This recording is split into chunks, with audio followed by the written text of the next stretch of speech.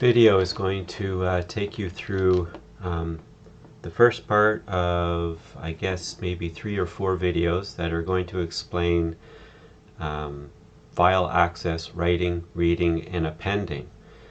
So what I have here prepared is a structure that we're going to use to write data to a file, creating a file and managing some data through the access of files.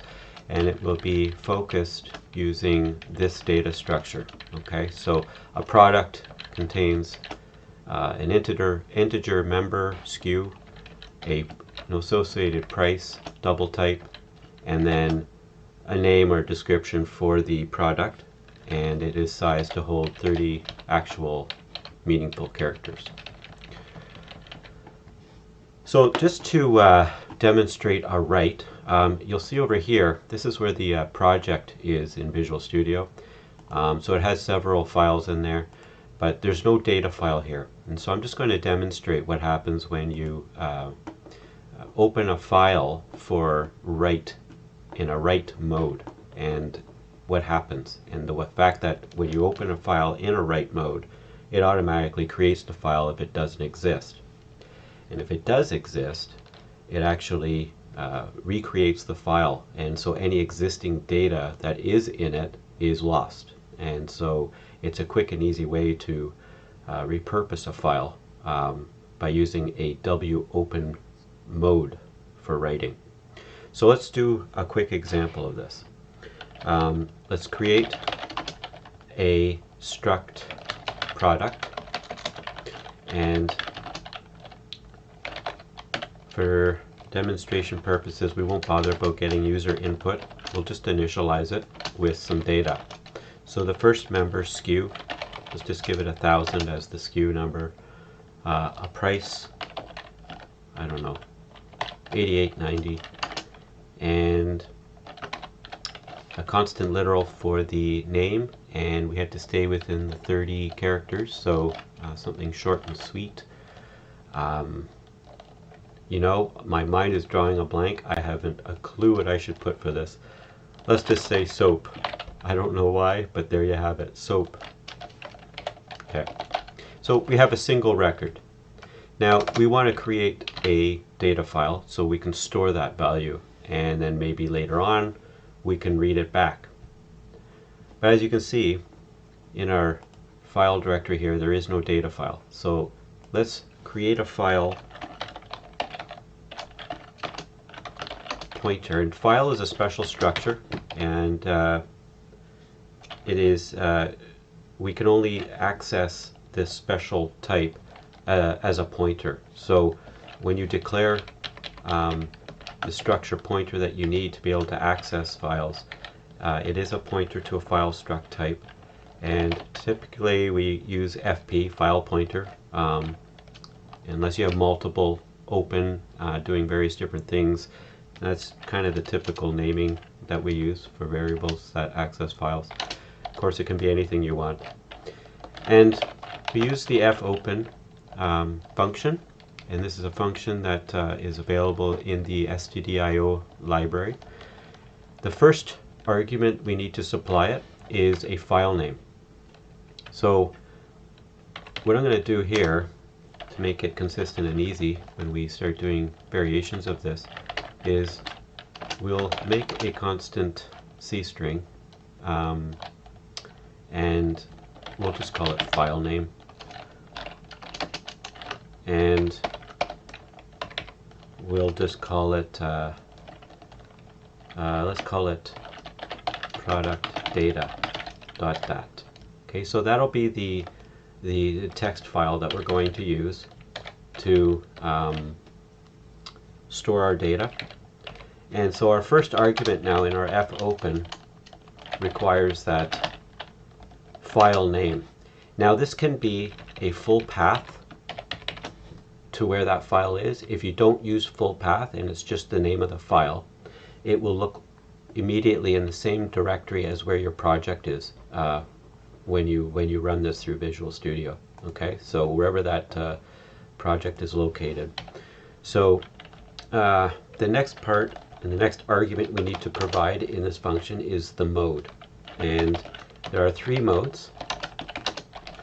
There's write, read, and append. And then there's the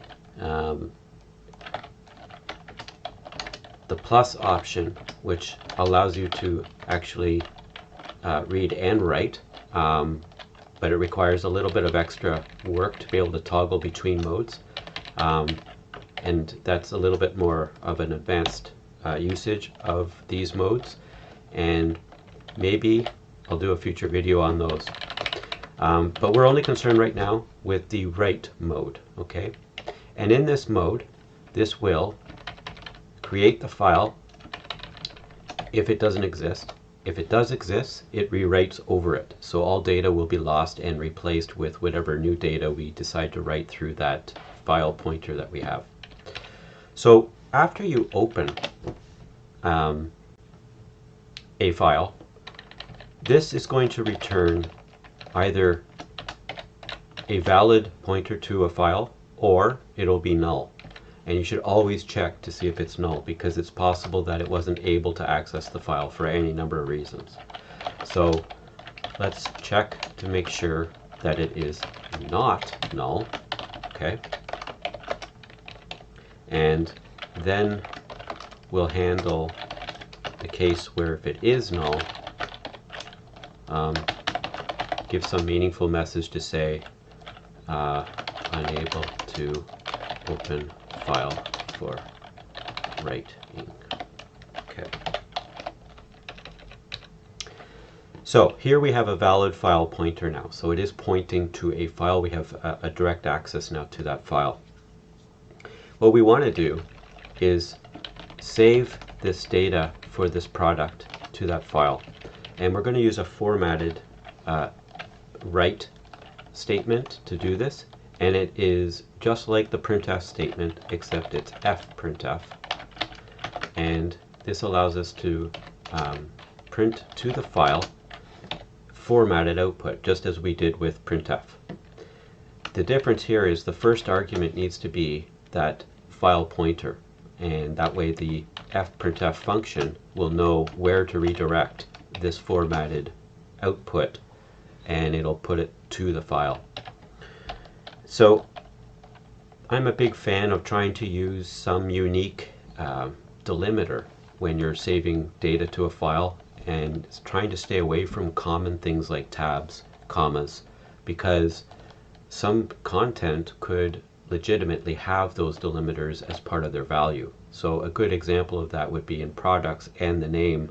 Sometimes in certainly industry, they will try to push into a product name all sorts of information, whether it's right or wrong, but they will use special characters from time to time to that's just part of the product name or what they're trying to do with storing that data. So I like to use the pipe symbol to represent a delimiter, and this clearly makes it makes it clear how fields are divided in the record when we have to read and write it. So let's first off start with writing the SKU number. So that's an integer type, and it's %d. Then I'm going to use this pipe symbol. This will represent its separation from the next field. And we'll see how this works when we read it back in a later video. So there's the pipe symbol. The next field that we want to print out or save to the file is the price member. So that is a double type. So we'll just go %, and we'll save it to 2 decimal places, LF, for the price.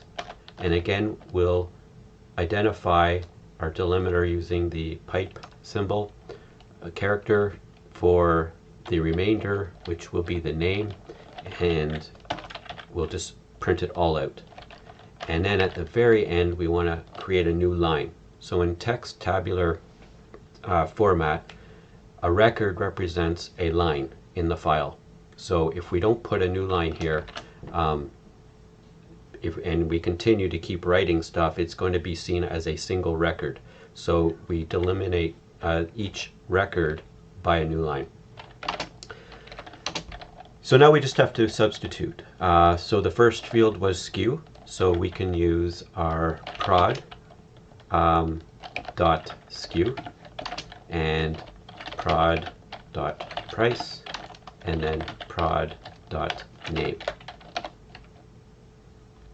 Now, if this is successful in printing it out to the file, the return value of that function, just like printf, will return the number of bytes actually written to the file.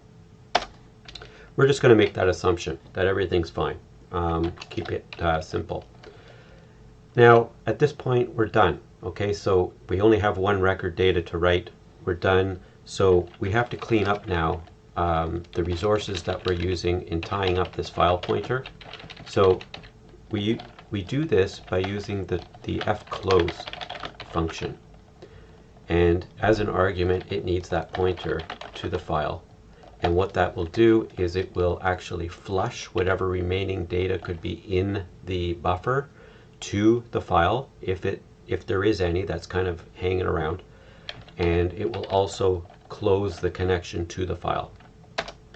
It's good habit, although in this example, we're done with our file pointer, but it's just good habit to always set it back to a safe empty null state.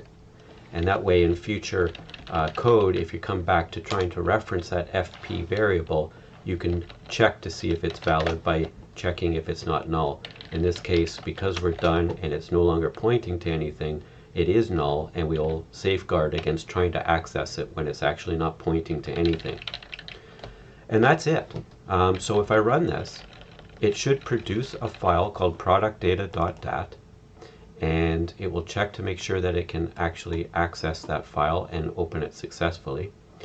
It will write the data that we've got stored in our product structure type. It will close it, set it back to an empty state, and exit the program. And if you watch over here in our File Explorer, you'll see that file get produced. Now I'm going to use some debugging here so that we can execute it line by line.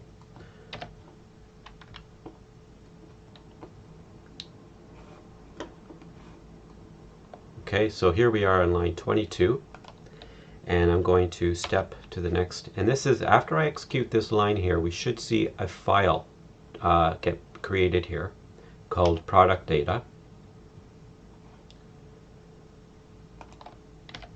And there it is, product data, okay, and it's 0K, okay, so nothing's been written to it yet, it's just an empty file. And we're going to make sure that we've got a valid pointer, which we do, okay, so it's not null. And in here we're going to use formatted output, substituting the values of our structure members in this format to the file. So after I execute this, we should see this bounce up to, there we go, hold on. Oh, you know what? You see it's withholding. This is a good example. It's withholding. You see it's still 0K, but we actually wrote something to the file. But it's storing it right now. So when we do a close, it'll flush out what's left in the buffer. And you can see here now our .dat file has 1K. So that actually forced out, flushed the remaining data in the buffer to the file. And now we're going to safely set fp back to a null empty state and exit the program.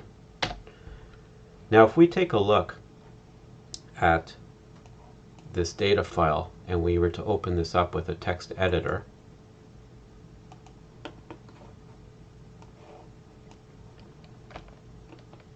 you'll see there's our values, okay? So this matches our product structure. There's the SKU number 1000, there's the price and the description, and then the new line, and ready for the next record. So that's how you create a file and write data to a file.